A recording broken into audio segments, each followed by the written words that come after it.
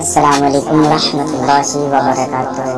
احباب اہل سنت میٹھے پیارے اسلامی بھائیوں، ہمارا یوٹیوب چینل بنام فیضان غوث اعظم چینل کو آپ حضرات سبسکرائب کر دیں اور بغل کے گھنٹی والا آپشن کو بھی کلک کریں اور اس میں آل کا آپشن سلیکٹ کریں تاکہ میری ہر جدید ویڈیوز آپ تک سب سے پہلے پہنچ سکیں۔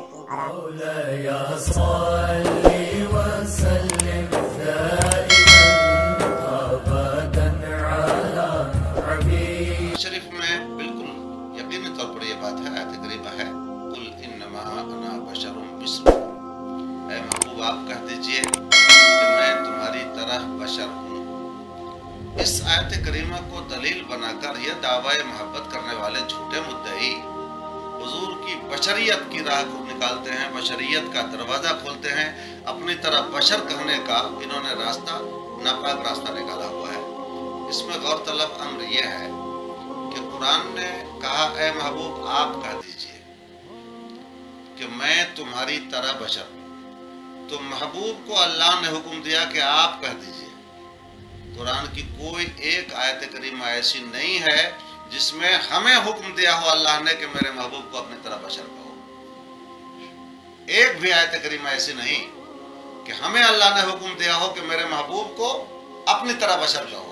اللہ نے یہ پاور تو اپنے محبوب کو دیا ہے، اب اس پاور کا استعمال یہ کیسے کرنے لگ گئے؟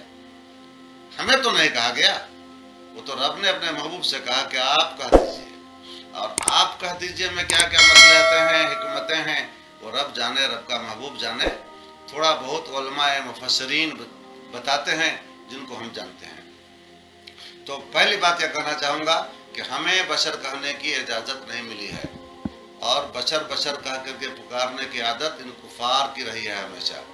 انہوں نے حضور علیہ السلام کو بشر بشر کے لفظ سے پکارا، یہ کفار کی عادت رہی ہے، لیکن قرآن نے تو ان کو بشر کے ساتھ ساتھ نور بھی کہا۔ نور پر دھیان نہیں ان کا رہتا، توجہ نہیں رہتی، صرف بشر کہا، حالانکہ قرآن نے یہ اجازت نہیں دیا ہے کہ میرے بندو میرے محبوب کو بشر کہو، یہ اجازت نہیں دیا ہے، یہ اجازت اپنے محبوب کو دیا ہے، تو وہ استعمال کریں۔ آقا اپنے غلام کے ساتھ بطور تواضع، بطور انکساری، بطور تالیف قلب، اگر آقا اپنے غلام سے کہہ دے کہ میں تمہاری طرح ہوں تو یہ آقا کا بڑکپن ہے، یہ آقا کی بڑائی ہے۔ اب غلام کہہ دے کہ ہاں ہم آپ کی طرح ہیں یا آپ میری طرح ہیں تو یہ غلام کی بدتمیزی ہے، اس کی بے ادبی ہے۔ تو حضور کہیں تو چلے گا، حضور کی امت کہے تو ہرگز ہرگز نہ چلے گا۔ دوسری چیز اس میں کہا گیا کہ میں تمہاری طرح بشر، تشبیہ دی گئی ہے، تو حضور علیہ السلام کو حکم ہوا کہ آپ خود کو ان کی طرح کہہ دیجئے، یعنی خود کو ان کے مشابہ کر دیجئے۔ تشبیہ اس کے اندر ہے، جیسے کہتے ہیں زید کل اسد، زید شیر کی طرح ہے، تو زید کو شیر سے تشبیہ دی گئی ہے۔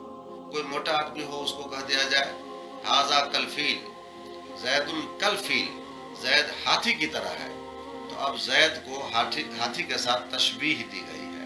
ایک چیز کو دوسری چیز کی طرح کہنے کو تشبیہ کہتے ہیں، لیکن تشبیہ کا قانون بھی ہمیں ذہن میں رکھنا پڑے گا۔ تشبیہ کے قانون میں سے ایک یہ ہے کہ وجہ شبہ، جس چیز کی وجہ سے ایک چیز کو دوسری چیز کی طرح بنایا جاتا ہے اس کو وجہ شبہ کہتے ہیں۔ تو وجہ شبہ مشبہ کے اندر زیادہ ہوتا ہے اور مشبہ بے کے اندر کم ہوتا ہے۔ جیسے کہ شجاعت اور بہادری شیر کے اندر زیادہ ہے، زید کے اندر کم ہے، تو زید کو تشبیہ دے دی جائے گی شیر سے۔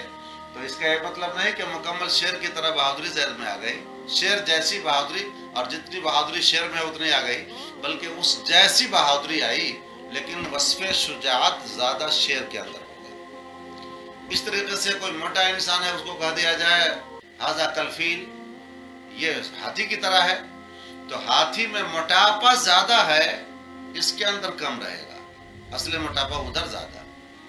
یہ تشبیہ کا قانون ہوتا ہے۔ تو اب اللہ کے نبی صلی اللہ علیہ وسلم سے کہا گیا کہ آپ کہہ دیجئے میں تمہاری طرح ہوں، تو بشریت میں جو تشبیہ دی گئی تو اس تشبیہ بشریت کے اندر ہم زیادہ رہیں گے، ہمارے حضور کم رہیں گے، ان کی بشریت کم ہوگی، हमारे मुकाबले में ये तशबीह का कानून है। और उसके अलावा ये भी समझ लें कि तशबीह ऐसी दो चीज़ों के अंदर दी जाती है जिन दोनों चीज़ों में मुगायरत हो, गैरियत हो, दोनों एक नहीं हो, दोनों अलग अलग हो, तब जाके तशबीह दी जाती है। जैसे असदुन कल असद नहीं कह सकते हैं, शेर शेर की तरह है नहीं बोल सकते हैं, हाथी हाथी की तरह है नहीं बोल सकते हैं। तो ऐसी चीज़ों में तशबीह दी जाएगी कि जिन दोनों में गैरियत पहले से हो। अब यहाँ पर अल्लाह के नबी सल्लल्लाहु अलैहि वसल्लम से कहा गया कि आप कह दीजिए मैं तुम्हारी तरह बशर हूँ। ये तशबीह देना ही इस बात की दलील है कि हुजूर अलग है, उम्मत अलग है। तुम्हारे में और हुजूर अलैहिस्सलाम में निस्बत नहीं है, वो अलग हैं, हम अलग हैं। अब कोई कहेगा कि बशर नहीं थे तो खाते पीते कैसे थे, सोते जागते थे कैसे, पैदा कैसे हुए, तकलीफ कैसे झेले, भूखे कैसे रहे, पेट में पत्थर कैसे बांधे, आमना के घर में पैदा कैसे हुए, वगैरह वगैरह। ये सब खुराफात जो जहन में आते हैं तो उनको पता होना चाहिए। हदीस जिब्रील मुझे अभी याद आ रही है, मिशकात शरीफ में भी हदीस है, बुखारी शरीफ में भी है, मुस्लिम शरीफ में भी है, दीगर कुतुब हदीस के अंदर भी अल्फाज के थोड़े बहुत तगय्युर के साथ ये हदीस मौजूद है कि हज़रत जिब्रील सैयदुल मलाइका अलैहिस्सलाम हुज़ूर अलैहिस्सलाम की बारगाह में हाजिर हुए और इंसानी रूप में आता है। हदीस में जो आया है शदीदो सवादिशार, जिनके बाल बहुत काले थे, शदीदो सवादिशार, बाल बहुत काले थे, और उनके कपड़े शदीदो बयाज़िस्सौ, कपड़े बहुत ही सफ़ेद थे। फिर वो बैठ गए, जानों के बल बैठ गए, अपनी हथेली अपने जानों पर या हुजूर की जानों पर रख दिया। और फिर आगे फरमाते हैं हज़रत उमर फारूक आज़म रज़ियल्लाहु ताला अन्हु से हदीस मरवी है, वो कहते हैं कि हम में से कोई उनको पहचानता भी नहीं था। ला यारिफुहु मिन्ना अहद, हम में से कोई उनको पहचानता नहीं था। और ला युरा अलैहि असरु सफर, और उन पर सफर का कोई निशान असर भी देखा नहीं जा रहा था। तो सफर का असर न देखा जाना इस बात की दलील थी कि ये दूर से आए हैं। और हम में से कोई नहीं पहचानता था, ये इस बात की दलील बन रही है कि ये सफर का असर नहीं देखा जाना, ये इस बात की दलील है कि करीब से आए हैं।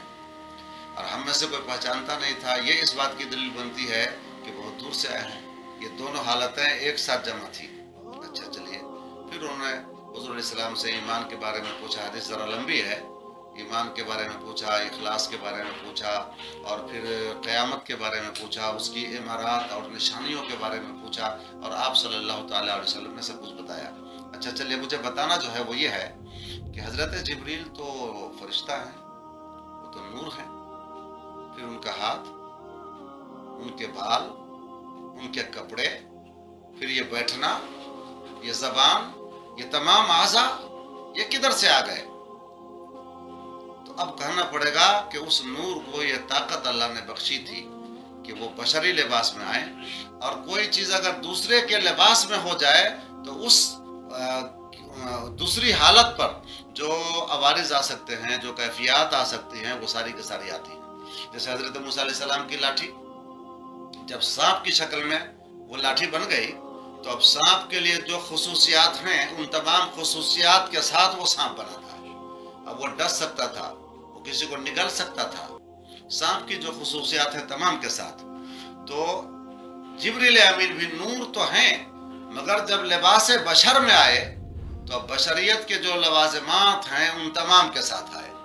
तो बेशक इसी तरीके से मेरे हुजूर अलैहिस्सलातु व तस्लीम नूर तो हैं, मगर जब लिबास बशर में आए तो एक बशर के ऊपर जो हालात आ सकते हैं, जो आवारिज आ सकती हैं, जो हालात बन सकते हैं, जो कैफियत उनके ऊपर आ सकती हैं, उन तमाम आवारिज और कैफियत के साथ हुजूर अलैहिस्सलाम तशरीफ़ लाए हैं। एक बशर के लिए खाना ज़रूरी है तो वो भी लेके आए, कपड़ा ज़रूरी है वो लेके आए, मेहनत मजदूरी करना वो भी लेके आए, तकलीफ़ें झेलना वो भी लेके आए, और तमाम वो काम, तमाम वो खुसूसियात और सिफ़ात जो एक बशर के लिए होती हैं वो तमाम लेके आए।